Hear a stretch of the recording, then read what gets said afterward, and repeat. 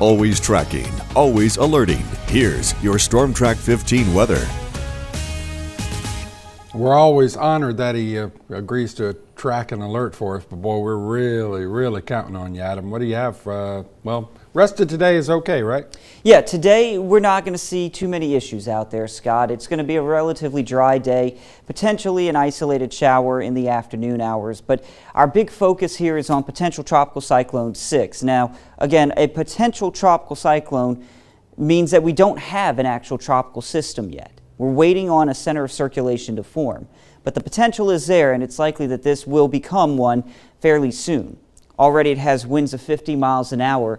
The moment we get a closed center of circulation, this becomes Tropical Storm Francine. It is moving to the north-northwest around 5 miles an hour, so a slow drift here. You can see, though, it's going to kind of hug the Mexican coast, and then it's going to get caught up in the upper levels of the jet stream. Now, this system is then going to make this big turn towards the Louisiana coastline.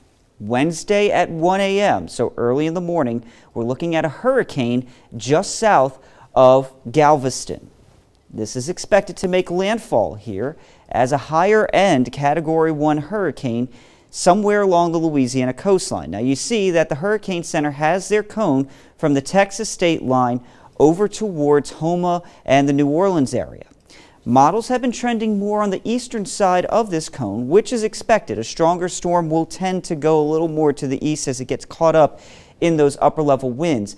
But right now, center line is for us here in Acadiana for a landfalling hurricane.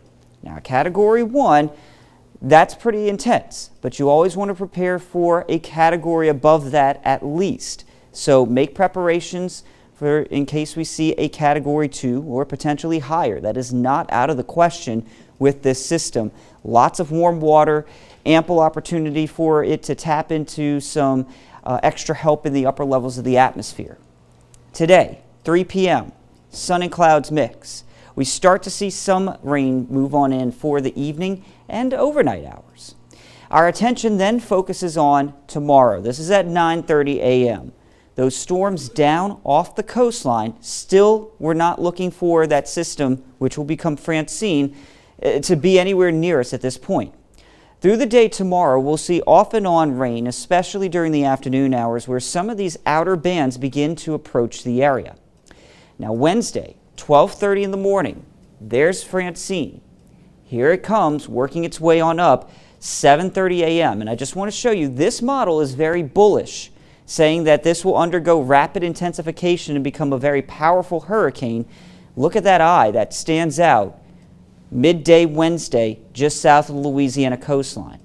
Here it comes up 5:30 on Wednesday afternoon, evening time frame. We're getting into the worst of it. And unlike a typical situation, because of the dynamics in play in the upper levels of the atmosphere, the western side of this storm looks to be more impactful than the traditional eastern side.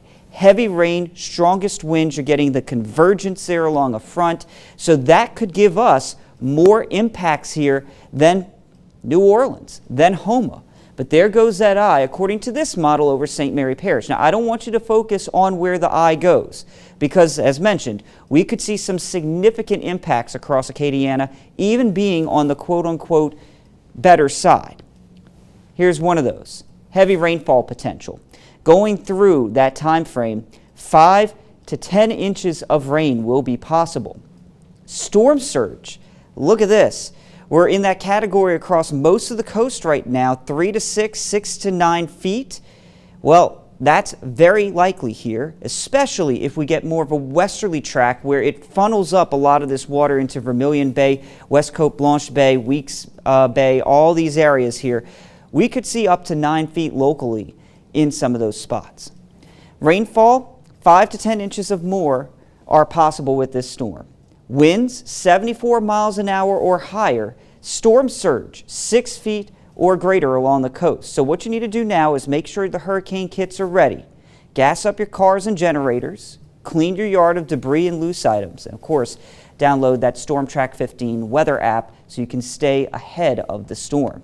Today is going to be the dry day. After that, we're looking at rough weather starting Tuesday afternoon, all day Wednesday, But this system leaves us on Thursday, and we should see some drier conditions here for your Friday and even into the weekend. But certainly going to be something that we need to keep a very close watch on here going forward, Scott. Little changes to that path will make big differences on impacts here. And Adam, you say 5 miles an hour right now for the cluster. How soon does it speed up? Do you expect it to speed up a lot?